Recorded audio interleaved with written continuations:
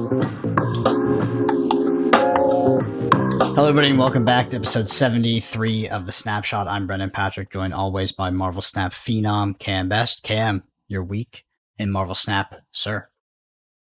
It's not been bad per se. It's just we've immediately gone back to a previous metagame cycle where Leech gets nerfed. And I think before we talk about anything else, I guess we'll talk about the Blink Leech decks, because I still get messages that are like, KM, can I just replace Leech with Sherry? And my answer to you is no, you can't. The reason that deck was able to be a good deck, you got to think about this in the context of the stuff that exists around it, right? So what is it that Leech is allowing that deck to do? Leech is allowing that deck to beat Hela. Leech is allowing that deck to beat Bounce. Without it, you just simply get outpointed by those decks. Period. End of story. It doesn't matter what you replace it with. Doesn't matter how you do your game plan. What matters is you lose those matchups 100%. They go from being winnable and maybe even favored to absolutely 100% losses. The deck is dead. So let's start there.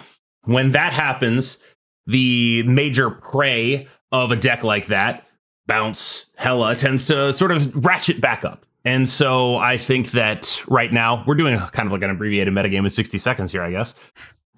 You have Bounce, you have Hela, and then you have decks that are built to beat Bounce and Hela, usually by using Professor X and Cannonball. And I refer to those as a necessary evil. And I think a lot of people get mad at me. They're like, no, Cam, you jackass. They are the evil. And it's like, I don't think I'd be playing Prof X Cannonball and fucking Loki if it weren't for Hela and Bounce.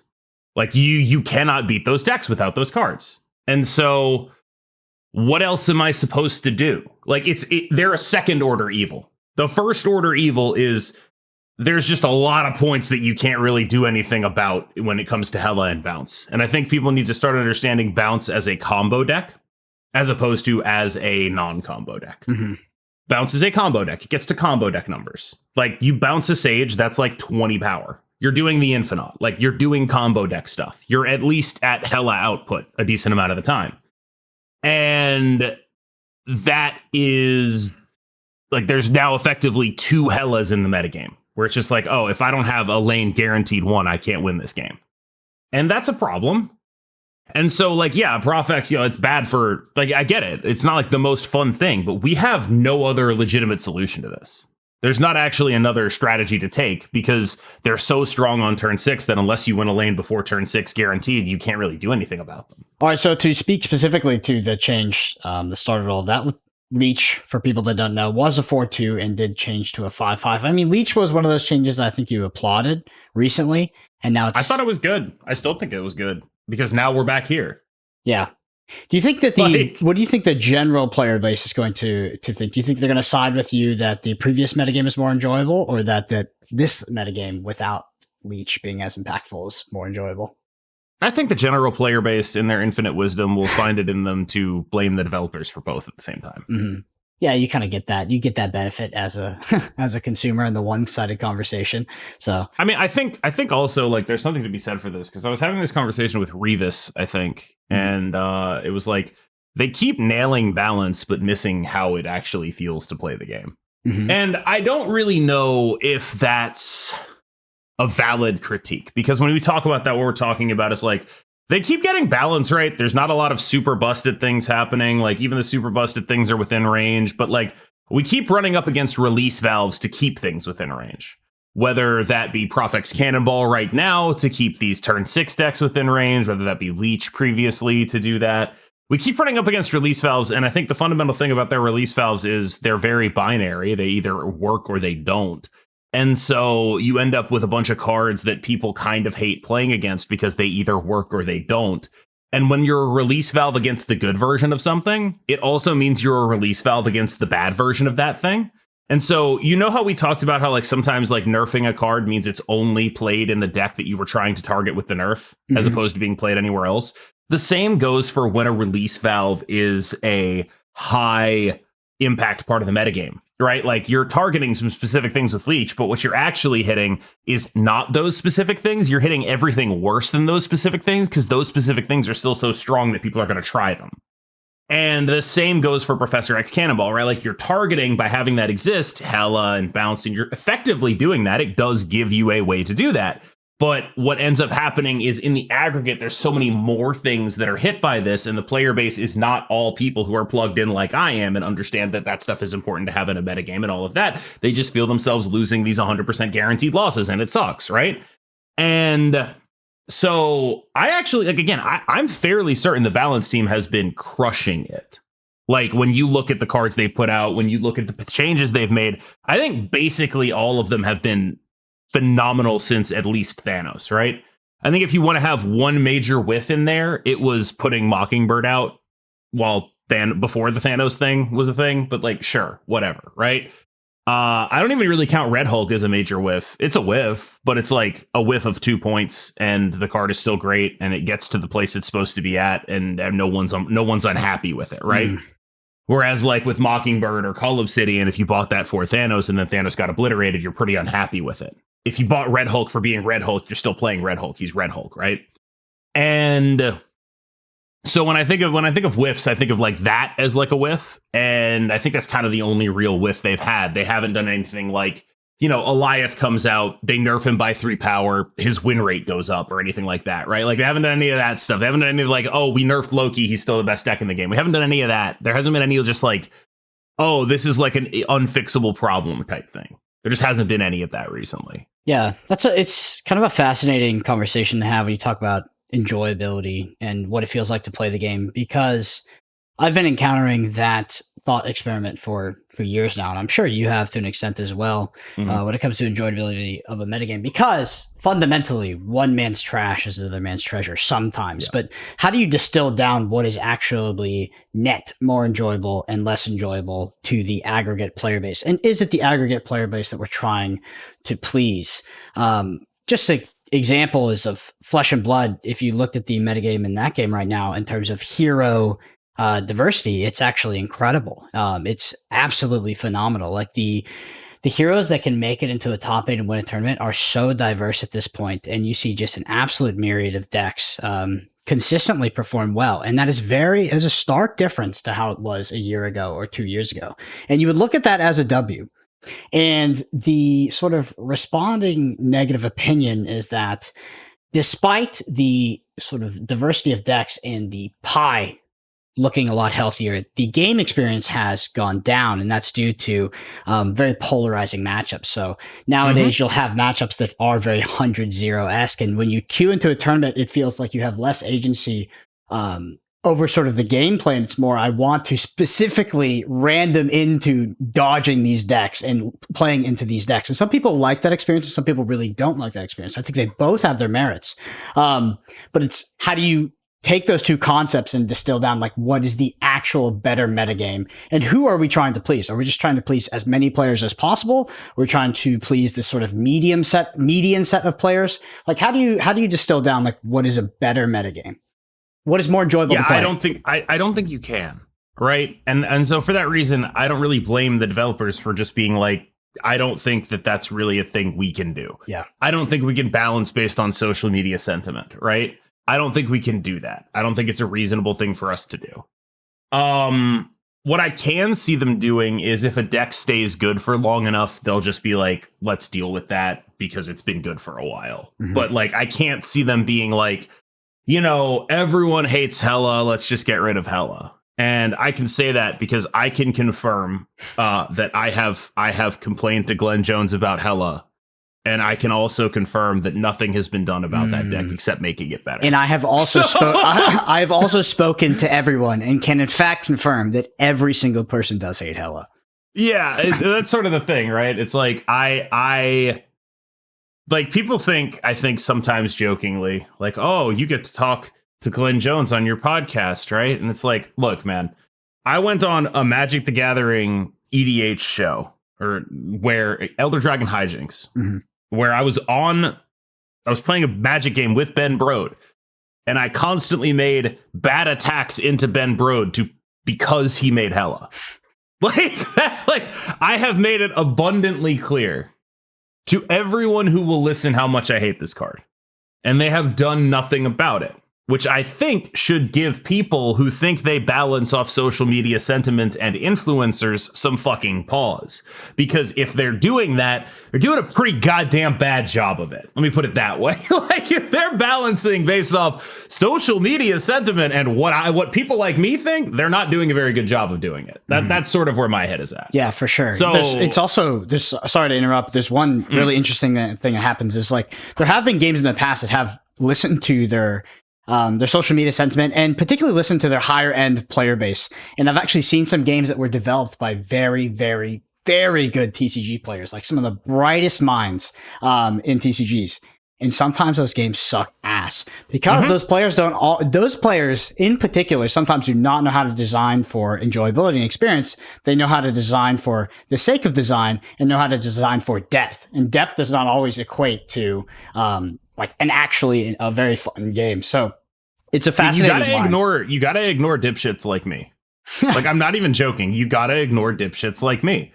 Like, I am a very specific type of guy. If you listened to only me, you would probably be doing yourself some sort of disservice. I gotta imagine you'd be doing yourself some sort of disservice if you only listened to me. I'm not positive, but I gotta imagine that's true.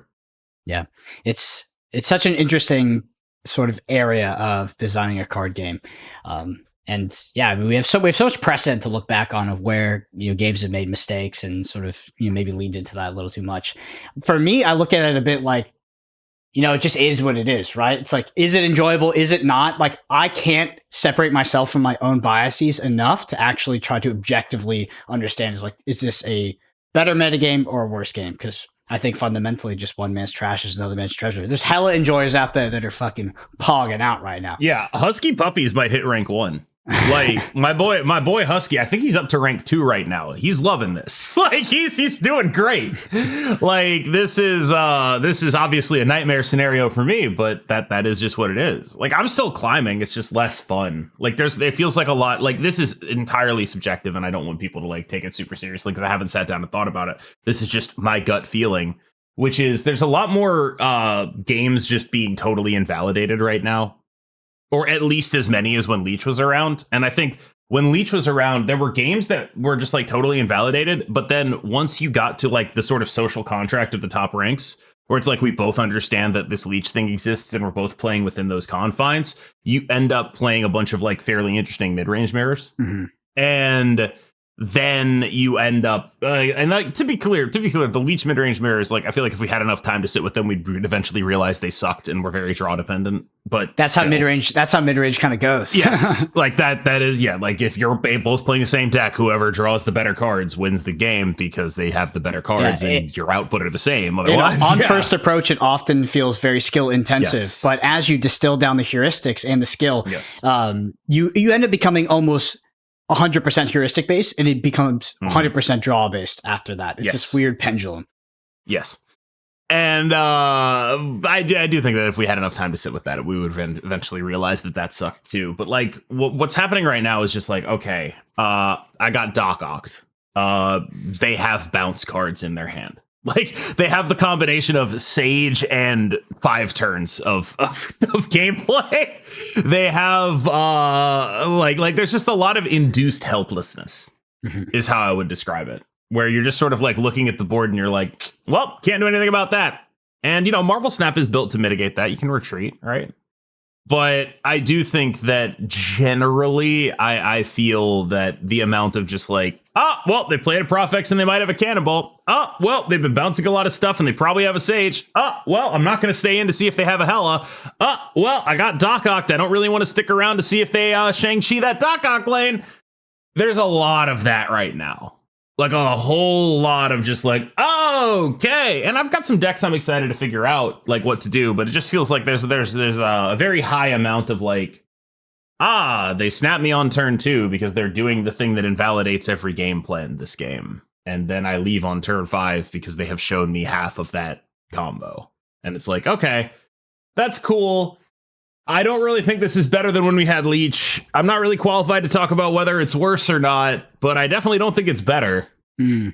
Are there any upcoming cards sort of shortly on the horizon here that you think can shake this up? Obviously, we live in the world of Marvel Snap, so there's OTAs and stuff that are going to come. Oh, we're going to talk about Sasquatch? Yep.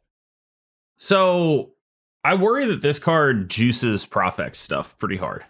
You go like Mysterio into this, and it's like, well, that's a very one lane. Like that's pretty good. It's an extremely one lane, and I'm already playing Mysterio Mockingbird Profex decks, so that's probably where I'm going to start with that card.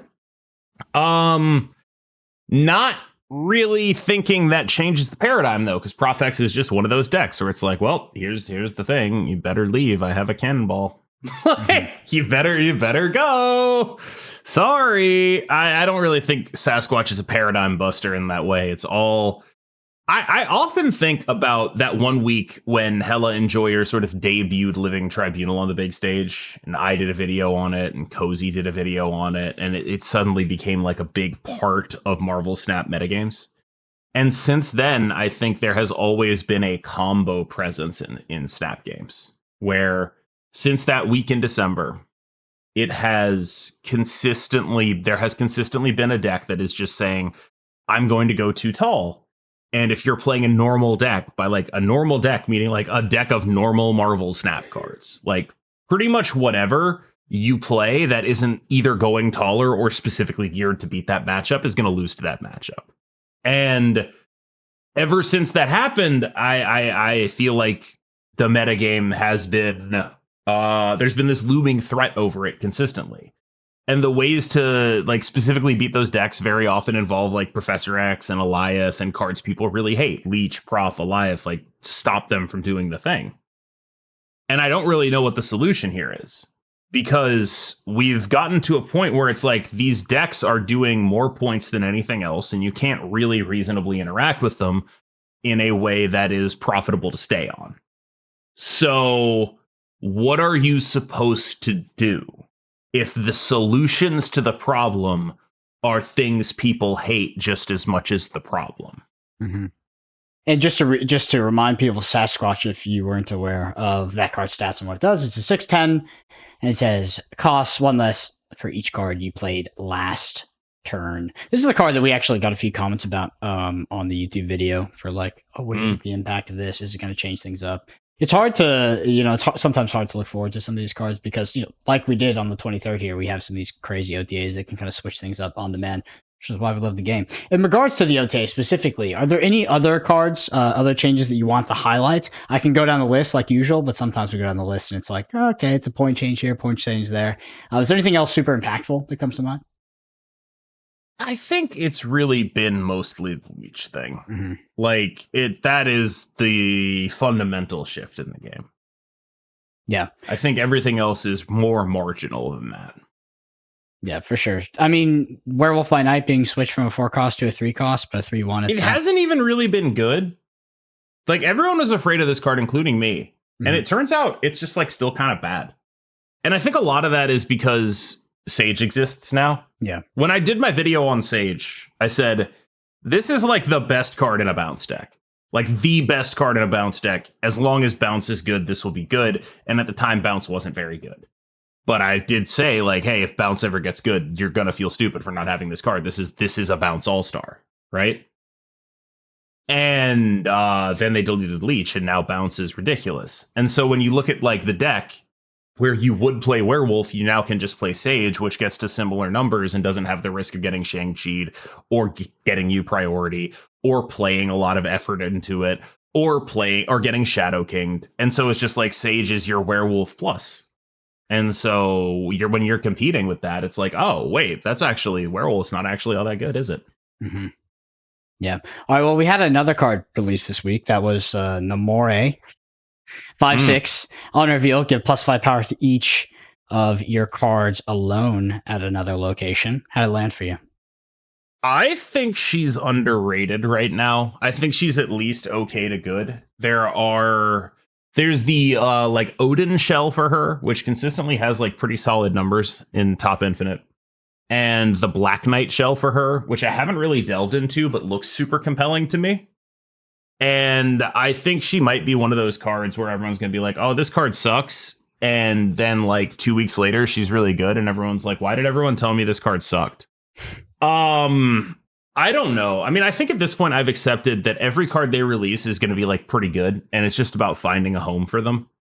And so there's probably no way to be upset about anything you buy at this point, except as it prevents you from getting, you know, something better, right?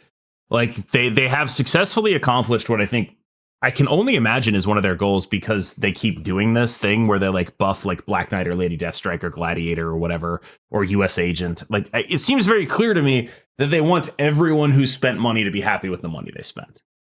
And that seems like a reasonable thing to try to do. It does create these weird, like, why do they do this when I can't buy this? But I think they care about making sure, setting the precedent that everyone who spends money will get something they're happy with.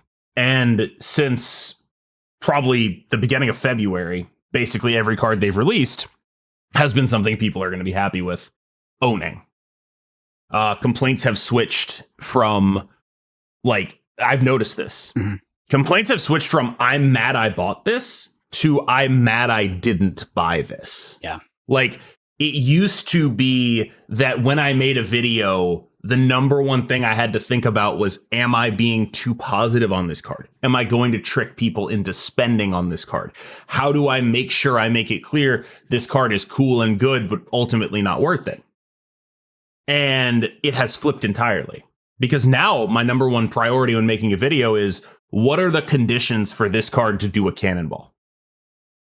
And what are the future conditions where this card ends up amazing? And you can see that in how I did my Sage video, which is like, here's the conditions as they stand. Here's what could happen. And then that happened. Now it's a banger. And it's like, yes. And it's like, that is a paradigm shift. And it has happened as a result of the improvements in the balance team. Undeniably. Like, the complaints have changed in tone and tenor entirely from, I'm sad that I bought this, to why didn't you tell me to buy this? They did something. And it's worked. And it has, I really don't know how many other creators have noticed this. It might just be like me. Maybe my audience is built diff. Maybe my audience just likes complaining. I don't really know. But I would be interested to know if anyone else has noticed that shift, because I think it's the kind of thing that you won't notice until someone points it out. But once someone points it out, you're like, you can't not see it. Yeah, I mean, we've been talking about it for months at this point, so it's at the front of my mind. But yeah, super interesting. All right, we got some other news. So I went to Atlanta this past weekend, which is why it's coming out on Tuesday. I know. It's not ideal. Yeah. Mr. fucking Monday over here. I know. But I will tell you, Cam, and this is relevant to you. So I went to a Did you win $50,000? I got very close. So unfortunately, they're in some growing pains. The amount of Swiss rounds was fucking criminally low. So basically the format is, it's 2-game format. You play against your opponent. Every win you get is 3 points. A loss is 0. If you win 2, you get extra points. You get 7. I ended up at 42 points after 9 rounds. 9 rounds for 2,000 players is not great. So I ended 1 point away from a $2,000 promo, and I ended 1 game, not a match, 1 game away from making it into day 2. Day 2 would have put me liable for 30 to 50K in prizing, and I would have felt very good going into that. Nevertheless, is that real? Are those numbers real? Yeah, that shit is real. So if you want to look at precedent, because obviously it's the first tournament for that game. If you want to look at precedent, look at One Piece. One Piece holds numbers like that, completely promo based. I'm not a fan of promo based. I'm not going to champion it. I'm not going to support it in a sense. I'd rather than put up some cash, put some skin in the game as well. But when you have these very strong IPs, we are looking at the tens of thousands of dollars in the promo range easily, like easy. And Disney's bigger than One Piece, I think, to an extent for the collector market. We'll see where it lands, but yeah, it's insane. It's absolutely insane. And I ended up just 1 game off of going to day 2. I'm not too beat up about it. It's growing pains. They also did day 1 Swiss, 9 rounds, which is, again, not enough, but also day 2 cut to top 64, which is a 3% cut off of 2K. And then top 64 single elimination. If you played Magic or you've played other reasonable TCGs, usually it's day 1 Swiss, day 2 Swiss, and then day 2 cut to top 8, where the single. They were not prepared for 2,000 people to show up to play this game. 1, not prepared for 2,000. 2, switching to a new format they thought might suit the game better, and 3, There are some games that have larger cuts. I think One Piece has a larger cut where they will cut to what is not. I've never heard top cut referred to as not top 8. I was fucking surprised. So other games like Yu-Gi-Oh! And One Piece will have these larger cuts while they do these big single limb brackets. I think it's trash, but hopefully they can learn from it because they got a lot of feedback. We also used a software that crashed frequently, so it took about 13 hours. That's just normal. That's just like what TCG software is. Yeah, I think it's because they use the same one. It tends to crash. Yeah, it tends to crash. So we had like a 13-hour tournament for 9 rounds of 2-game format, not best of 3, 2-game format. The funniest part was they started off the players meeting. They're like, we're going to play some music. So, you have 5 minutes to get to your table and get ready to go. And then we're going to start the timer. I never heard the music after the players meeting because we were down for like 30 minutes to 45 minutes after every fucking game. The reason I bring it up though is because I had some people come up to me that listened to the Snapshot. Oh my God. And they were kind enough. These cultured people came up and they said, the Snapshot is my favorite Lorcana podcast. And I was like, of course. Touche, right. Sir. Touche. I just thought that was cool. So I want to bring that up. And thanks to anybody who came to say hi. Yeah, huge shout out. I mean, shout out to Brendan for leaving the house. No one will ever do that to me because I don't go outside. You have left the house. You have gone to Hong Kong to cast a tournament. Yeah, I met one person who knew who I was. There was too many people. I can't do it again. I've got my quota. Yeah. I wanted to note something about like tournament software. An acquaintance of mine posted about how much he hated Magic tournament software recently. And like a Magic tournament software showed up in the replies to be like, hey, I'd love to show you around our app. And he was like, no, thanks. And everyone got mad at him for this. But like, why would I do free promo for you? So it was somebody with a platform. Yeah. It's like someone with a platform. And I saw that shit and I was like everyone was like, why would you complain about this thing? And then when the solution introduces itself to you, it's because they're not actually looking to show you the solution. They're looking for free promotion. So like they're looking to use my platform to promote their product. There's another facet. You could complain about tournament. There are I don't want to name them because I don't want to dogpile them at this point, but there is a specific tournament software that does function poorly frequently. And I don't even know what it is. Yeah, I don't go outside, so you could be reasonably unhappy about that. There is a additional facet to this, and that is that same tournament software also takes commissions off of like local game store pairings, pre-release pairings. Like it is pretty. And they're pretty aggressive. Like it's very not ideal. So people have I think a reasonable level of malice towards this specific software, and it might have been that software that was replying. It was not that software. Yeah, I'm fairly certain it was like an up and coming software thing. But like I saw that, and everyone was so unsympathetic to the guy saying like, look, man, I'm not interested in you showing me around your website. If it ends up being good enough to use, I'll use it. But I'm not interested in this Twitter promo bullshit. And like people dogpiled him, and it was like, you know what? I'm with it. I'm with it. I would not do free promo for your shit. I'm sorry. Like, I just like if I want to just complain about the state of something, let me complain about the state of something without trying to make money off of it. I feel like that's not an unreasonable ask. I don't know.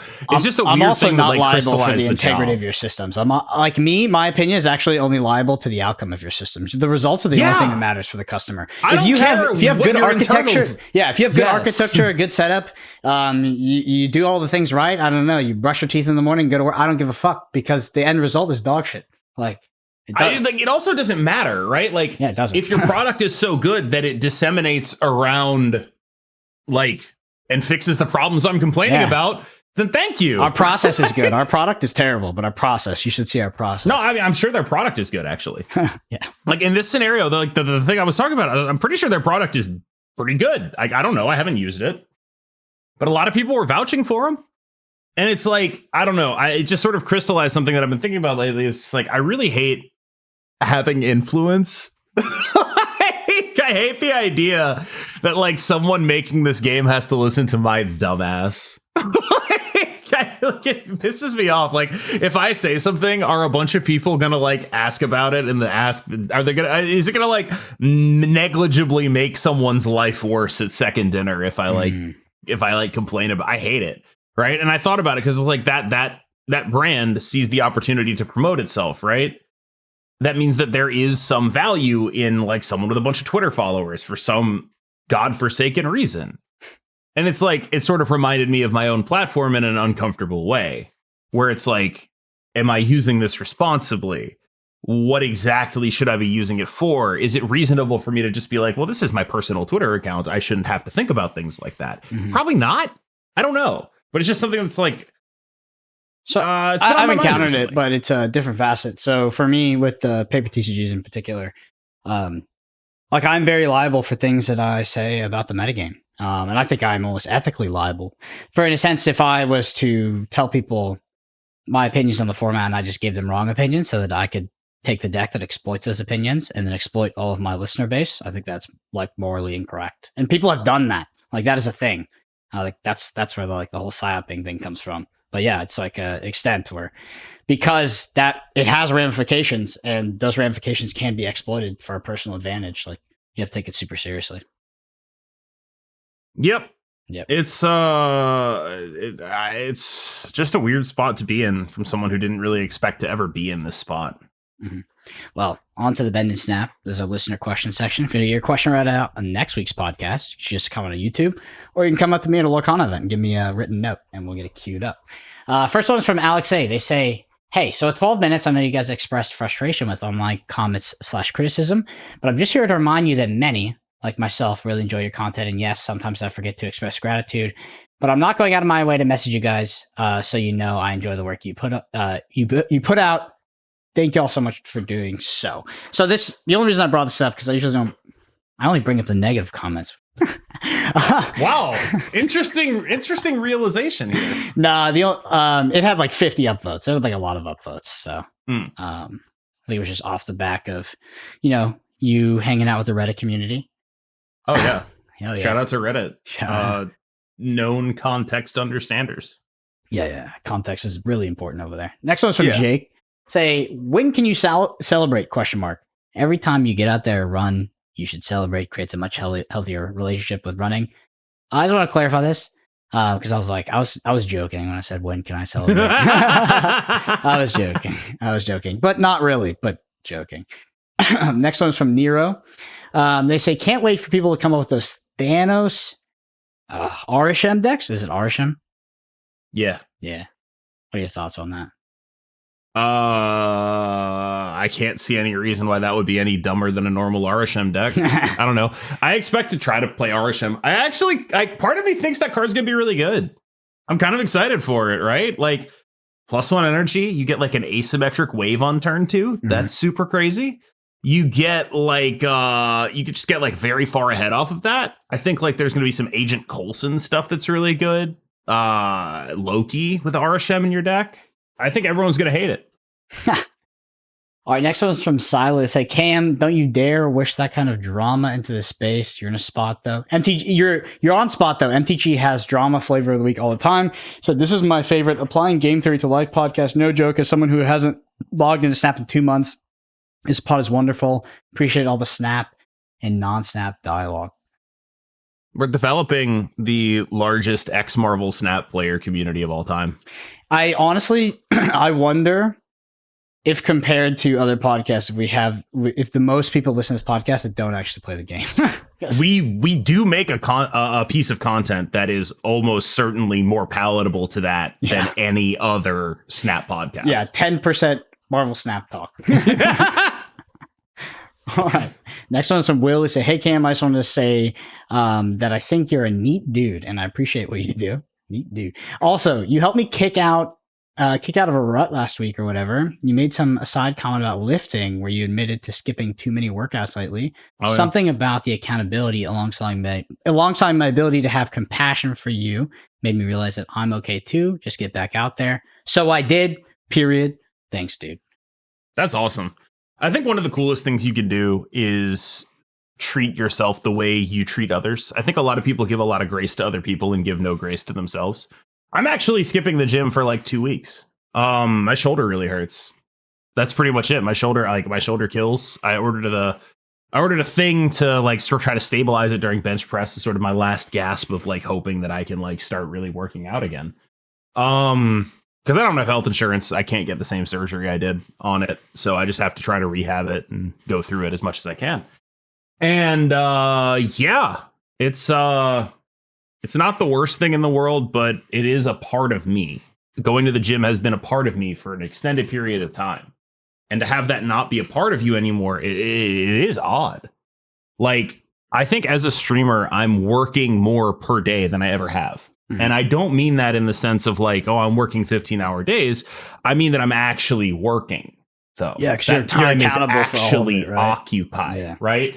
Like, when I was working from home, I could go rip a quick set while I'm thinking about something, right? I can't do that, you know?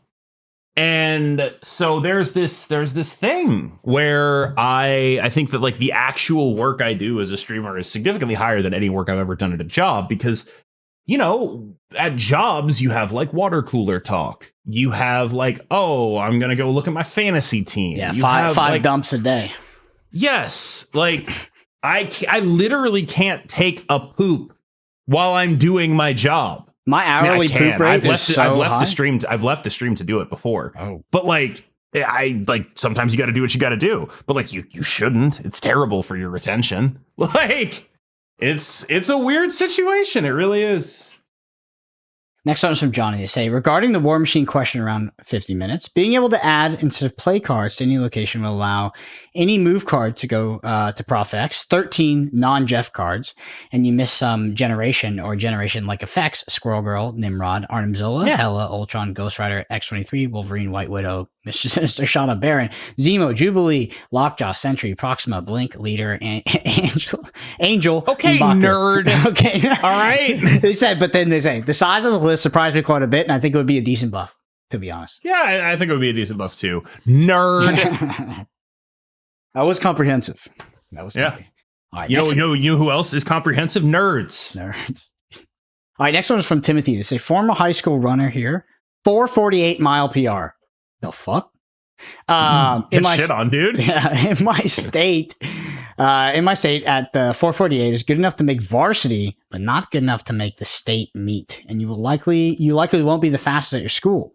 I would go as far to say that a sub 6 is pretty equivalent to a 225 one rep max. Yo, who the fuck is repping that shit for one rep though? It is in the range. You're getting demolished right now. It is in the range that someone with a decent talent could do without even training. In high school, the state championship caliber runners are putting out sub 420 miles. Sup, dude. And then the 4-minute mile has even been broken in high school. Oh my God. In retrospect to sub 5 is where high school male runners start to be viewed as mid. Oh my God. And I wouldn't describe my high school career as mid on the whole. So maybe a sub 5 is the 405 is a mid bench of running. It's pretty hard to make these equivalencies though. It's helpful. No, because I don't think 405 is a fairly impressive bench no matter who you are. Yeah, even for a 1 rep max, like this is pretty. Like 405, there are I think that is a reasonable number, right? Like if you told me, hey, I'm an NFL running back and I'm repping 405, I'd be like, yeah, okay. Yeah, makes sense. Like we're talking about like legitimately elite athletes. And I'm sure they could probably, like there are some who could do more and there's some who could do less, right? Sub 5 is pretty nuts though. Yeah. Like I think you'd say a sub 5 would be like 315. Because if you saw a high schooler repping 315, you'd be like, oh, that's like an O-line prospect, right? Like that's like if you're if you're watching like a 15-year-old rep 315, you're like, oh, he's going to Georgia. Yeah. Like that kid's going to Georgia. Fuck are they feeding this kid? Right. Like that, I remember Alabama's quarterback, now Philadelphia Eagles quarterback, Jalen Hurts. Was a power lifter in high school and squatted above 600 pounds. Yeah. Like 675 at the age of like 17 or 18, which is just like, and again, that's the quarterback. Yeah. I think one of the interesting equivalencies between running and lifting is that, so some people actually just naturally can't run that fast. They can also run that long. Like there's some people that can just run crazy far just naturally. Like the sort of the genetic starting place is way different for people. It's crazy. But I would be surprised if I'd be surprised if the percentage of people is not extremely small that without any experience can actually lift 225. Like you would have to be a pretty large person. There's no one under 200 pounds. What you mean by experience, right? Okay. Like, because you could have like someone who's like, I don't know, been working on a farm. Yeah, Oklahoma farm boy. Yeah, I wrestle a lot of those guys. You could have someone who's been like doing training, just not in that same way, right? Someone who's been doing physical labor. I think they would still struggle though, because the stabilizer muscles, like, I don't know if you've ever lifted with somebody who's like their first time. It's a goddamn shit show when you get the bench, like, because those like initial kind of stabilizer muscles are just all over the place. I think there are probably people who could do it, but I also think it's probably like a pretty low percentage, and most of them will have done some form of that. Yeah. In the previous, and the ones who haven't done that are going to the NFL. Yeah. Like if you're like running into a high schooler who has done if it's just like, it's like some high school guy who spent his entire life playing RuneScape, and you walk him into the gym and he benches 225, you get him in. Actually, I probably can't recommend you get any high schooler into football. That seems like a really bad idea, just CTE wise. Yeah, turbo but CTE. You get him into something, all right? That's a gift. And pickleball. So, damn, where did my thought? Oh, speaking of Oklahoma farm boys, funny story. I wrestled at high school. My first year I wrestled, I went to a summer camp in Oklahoma for a wrestling camp. And I was like, oh, it's like, go learn some wrestling. Was not that at all. Everybody, all these like different teams from different states that had been winning state duels showed up with teams, and I showed up solo, and they just put me with the fucking team. So I got put on this Kansas team. I had to wrestle 10 pounds above my weight. Because I didn't take a dump before I didn't know I was weighed in when I got there. My parents dropped me off. Holy fuck, bro. I had to wrestle the state champion of Oklahoma, like my first day, and we did duels all throughout the day. And yeah, he popped my blood vessel. He squeezed me so hard in a guillotine that he popped the blood vessels in my eyes. I also ended up leaving that camp with shingles on my face. That sounds super of character fun, building, dude. My friend also 1 year experience we showed up with. They split us up and they put us on teams. He had 2 attached earlobes. He left with 1 attached earlobe. Yeah. That sounds dope. Yeah, it's cool that kids have to do that. That's awesome. Yep. It was fun. All right, next one from Sir. They say, talking about the post-infinite grind, I really don't care about the game post-infinite for over a year until like 3 months ago, when life changes meant I don't have much time to sit down and play games for a long session, and Snap was the perfect way to replace my normal game time. I started to play more ladder. I think that after I had a mental shift that I want to win for the sake of it and stopped thinking about how pointless the climb is, I really started to enjoy it because the game is really fun. Last season, I had a blast and finished in top 50 infinite. I was not expecting that number. And to me, yeah, we got a new co-host here. It's this guy. We're replacing you, Brendan. We're going to talk about what it's like being in top 50. I thought he was going to say like top 5,000. He's like the first time I play the game. And to me, the infinite grind is great. Even when what's their name? Sir, I don't know the full name. I kind of truncate the names. Damn. Okay. The infinite grind is great when there's no intent to clout or farm. No intent, internet clout or farm, or social group I'm a part of to compete with. So just loves the grind. Top 50 is kind of crazy though. On like your first time kind of competing or going for the game. Anyway. Next one is Beta Ray Bill Lover. Still just goated name. There is no question about what this man likes to play. I don't know. I do love the game and enjoy grinding, but I find it baffling that there are no rank rewards at all post-infinite. I still play and try to climb, but when you aren't a public figure who can leverage that rank in any meaningful way, it does feel like sometimes, why am I doing this? So, it's our contrast. I mean, I this is the thing, right? Marvel Snap doesn't market itself as a competitive game. Doing ladder rewards would be a competitive game thing. They don't want that. Very straightforward. If it was me, which is not, I would market myself the same way. It's not a competitive game, but I would still have the ladder rewards. I don't think it hurts the casual player base. There's this weird phenomenon where if you put out aspirational rewards, aspirational content, there are some players who do get angry that they cannot achieve that. I remember in Hearthstone, there was a portrait, and they put it behind 12 wins at a tavern brawl, 12-0, which was very tough to do, and people were really angry about it because they had collected all of the portraits beforehand, and they thought this one was unattainable. But it being unattainable in my opinion, is what makes it cool. That's the one you're going to rock, right? So. Yeah, you are an expert in unobtainable portraits that are inexplicably expensive, right? Yeah. A lot of people mention that in the comments. they're like, someone said, I can't believe Brendan has the rarest profile icon in League of Legends. I knew I recognized him from somewhere. Somebody said. Oh, that's pretty funny. Next one's from Mitchell. Ben and Snap. Does Snap have a break point where cards have too much power to be bad? And how different is it? How is it different for different costs? Namora and Sage just seem too fragile before release, but a 5/16 and a 3/14 are just good stats, even without trying for the crazy Wong Odin nut draw. Yeah.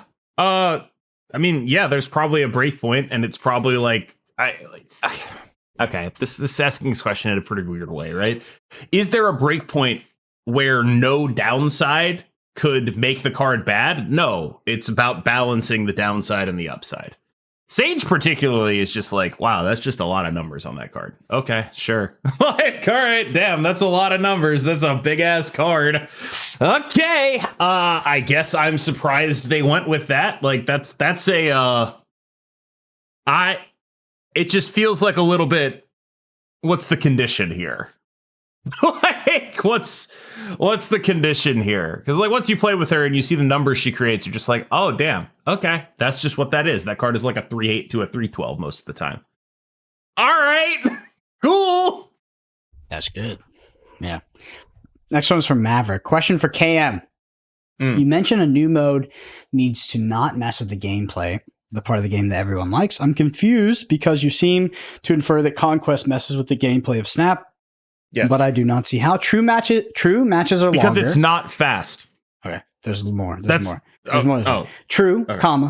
Matches are longer, so I don't. So I understand not liking the mode, but fundamentally, you're always trying to win more / lose less on ladder or Conquest. The gameplay is the same, and you just repeat the opponent, which I'm assuming at high infinite happens often anyways. Can you elaborate how you think Conquest changes? Changes what's good about Snap. Personally, is my preferred mode, but I'm also not taught infinite, etc. Yeah. Right now, I have to go poop. If I wanted to play Marvel Snap while I was doing, it's literally always about your rectum. It's the work thing, and now it's right now. Hypothetically, I have to go poop. Can I play a game of Conquest while doing that? No. Can I play a game of Marvel Snap while doing that? Let's be real. It depends on your probiotic count. I take fiber. Okay. No way. But when we're talking about the differences in gameplay, there are actually several, right? Like when you're down to your last cube, how you have to manage cubes, how you have to scout for information. It's a different experience. There is more known information. Having a deck tracker is more helpful. Being able to like do that legwork of like, what is it possible that they have here? How do I manage how many cubes is it worth risking to figure out what they have? How do you properly tax your opponent, right? How do you say, I'm not showing you this unless it's for 4 cubes? Like, how does that impact your snaps? There's actually a lot that goes into this. And it is meaningfully different. Yep. Well, another one is, which you kind of mentioned as well, is, you'll realize that if you snap here, you're going to play the same amount of games as if you don't snap. So you just insta-snap, right? Like it just, the strategy changes a little bit. Or your opponent is on, they're on lower cubes, they're at life cubes, you just snap them anyway because you effectively will get just 2 games and you put them at the start of the game, you're sort of making them have it, right? Because they can't effectively retreat or something like that. Or they have to immediately retreat, or they get sucked into a game where they're playing for life. And they don't have information to go off of. All right, well, that concludes our Bend and Snap section. If you want to get your question read out in next week's podcast, shoot us a comment on YouTube. And don't you dare say this is my favorite X podcast. Anybody does that, you're getting immediately banned. Banned. You're believable. Off YouTube. For sure. Yeah, for sure. Totally. Don't you dare comment that. Yeah, don't do that. All right. The last thing I want to do is just read out a list, the bounce list, because we talked about bounce a bit. It's coming from your Twitter. Hood, Bass, Kitty Pride, Nico Minoru, Angela, Beast, US Agent, Mysterio, Sage, Bishop, Hitmonkey, Elsa Bloodstone. I said last podcast, I said, wake me up when bounce is good. You said bounce is good. And I said, wake me up when it's great. I'm awake. Bounce is great. I'm awake. I'm awake. Yep. Anyway. If you enjoy this podcast, the one thing you do is leave us a review on Apple Podcasts or Spotify.